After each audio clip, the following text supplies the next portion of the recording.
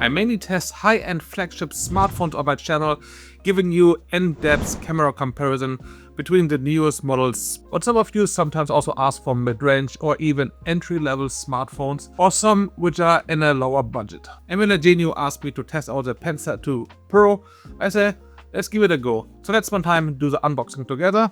It is a big box. Let's see what we get with it. Opening up the lid. So first of all, we have a screen protector here, and then the phone itself. It is quite heavy, I can feel already. We got user manual, some warning that we should not disassemble this device, so this falls flat, and a USB-C to USB-C cable, some ejector pin, and a power brick. And now to the phone itself. There's a smart key here. The power button is on the right side with the volume rockers as well. And here we have a SIM card tray and also for external storage. The camera system. This of course I will test out as well. If you have ever needed a phone that can survive a construction site, a hike, or just clumsy hands, you might have seen that most of these phones are super bulky and heavy, almost looking like a brick. The phone doesn't have an extra case. It is built like this. We have a really strong build quality. It is a rugged phone. If you compare it, for example, to the Google Pixel 10 Pro, which I have here in the case, it is actually slimmer than the Pixel 10 Pro in the case. Of course, it varies by which kind of case you use, but in general, this rugged phone is really slim compared to other models I have seen on the market. And in my eyes, it is not just rugged, it is also kind of stylish, has a little bit of a futuristic look, has this beautiful design here on the back.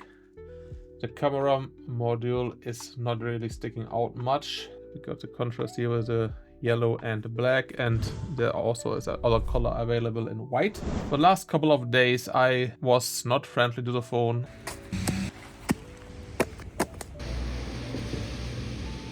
The phone is still in great shape. The screen protector, which is just a tempered glass, has a crack, so it is a normal tempered glass screen protector, so this is expected. The phone has a built-in fingerprint reader, which we have on the side. This is doing a good job. We also have face detection, face unlock. So this works, has sometimes a little bit of a delay, but in general it works. The phone has a T25 Octa-Core processor, so it is not the highest spec. Paired with 24 GB of RAM, that's 8 GB physical and 16 GB virtual, and 256 GB of storage, and we can add more with an SD card. For media consumption it is fine. Significantly at 2x. Overall, of course the sound is also not great. It is coming only from one speaker. With the lens. Next up is a vibrant mode, which and also it is not extremely clear. So the audio is simply just coming from down here. It's the only speaker we got on this. It gets the job done, but it is not a very clean sound. One thing that is very useful for this kind of phone is the glove mode. This is not just only good for the winter season, but this is especially useful if you're a construction worker and want to use your phone without dropping your gloves.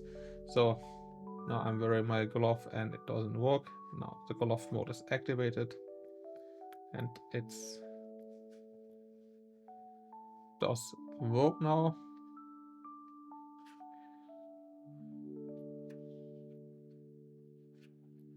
To press a little bit harder, then it will work, but it's definitely a good option. So the glove mode works, but it is not as great as, of course, using the phone with your bare hands. We got a 5150 milliampere hour battery in this thing. This is a strong battery and can easily survive 2 days of use. So of course, like with every phone, if you are doing intensive stuff like a lot of gaming, a lot of camera shootouts, then of course the battery won't live as long.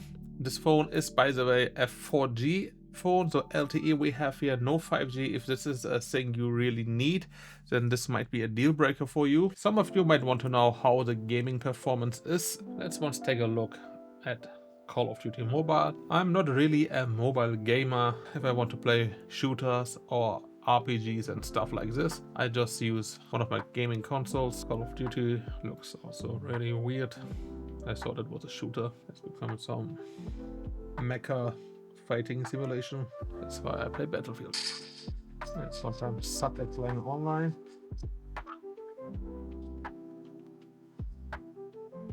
I have been playing Call of Duty in the past, so I'm familiar with this map. You've done the legendary map, which I think is practically in every Call of Duty. Either way, it is quite laggy here.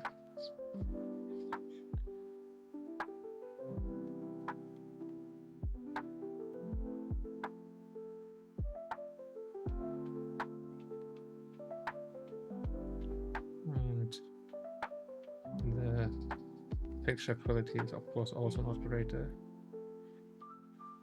I'm the MVP and I haven't played this game in whatever, I have no idea. Either way, it works, but it is not running butter smooth as you would expect. You have to keep in mind that this phone retails at just a bit over 200 euros and is currently available on Lagenio's website for 170 euros. Plus you get a free watch if you order it during Black Friday. This might be also interesting for people who have a really expensive phone and work in construction or outdoors and want to have a phone just for calling or whatever, which is strong, which has a big long lasting battery and can endure a lot of pain. The 24 gigabytes of RAM, most of them is of course virtual, and every now and then you have some little hang-ups in the software. It is definitely not as fast as a flagship phone or not even a mid-range phone, but you have to always keep in mind the price. Of course, you won't get the performance of a phone which costs 5 or 10 times as much. The camera is actually a huge letdown, but this is definitely nothing they really focused on here in this phone. You won't create any content with this which you will post on social media.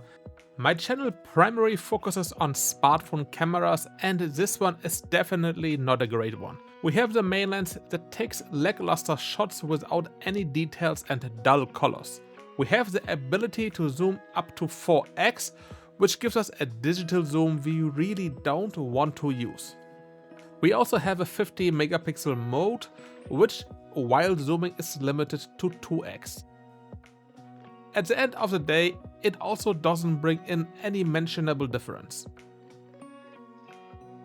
Selfies are okayish, and the portraits with the front-facing cameras are actually decent in comparison to what we have seen from the camera up to now.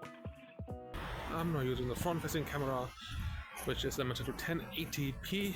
The sun is behind me and the picture is very badly exposed. The colors are also very off.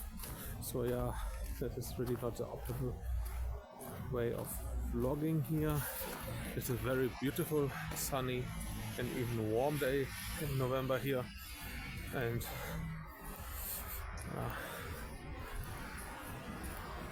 shouldn't expect too much from this front-facing camera, and the quality seems to also be not that.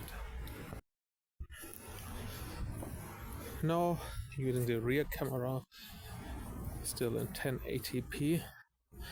I'm just taking a walk here. The image stabilization is not really doing a great job. The pictures are very shaky, and also the quality looks poor.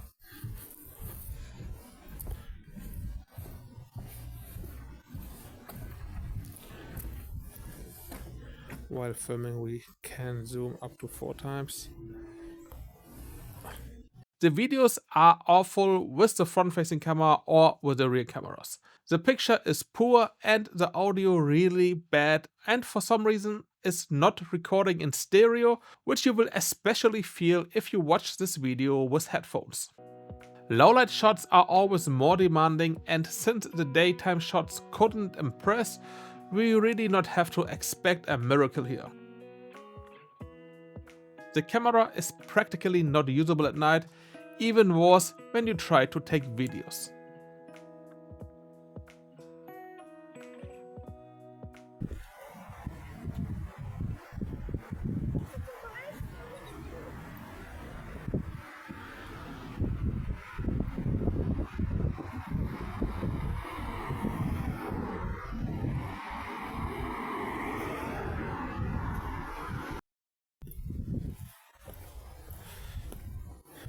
Some footage, 4K 30 frames per second, walking around a bit, and yeah, the stabilization is not doing its best job, so filming at night while moving around is pretty much useless. We also got an underwater camera mode and it works, but the results are as good or bad as you guessed.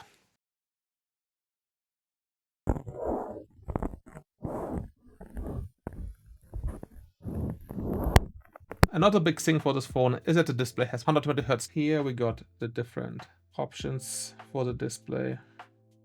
We also have video display enhancement. If we want, can enhance the vividness of the video playback from YouTube or the local files. The refresh rate is on 120 Hz. We have the auto option. We have the 60 Hz option, which was on by default to save more battery. Could be enough for some, but if you're used to a higher refresh rate from another smartphone, then we have the 90 Hz or the 120 Hz. And it does a fine enough job for me.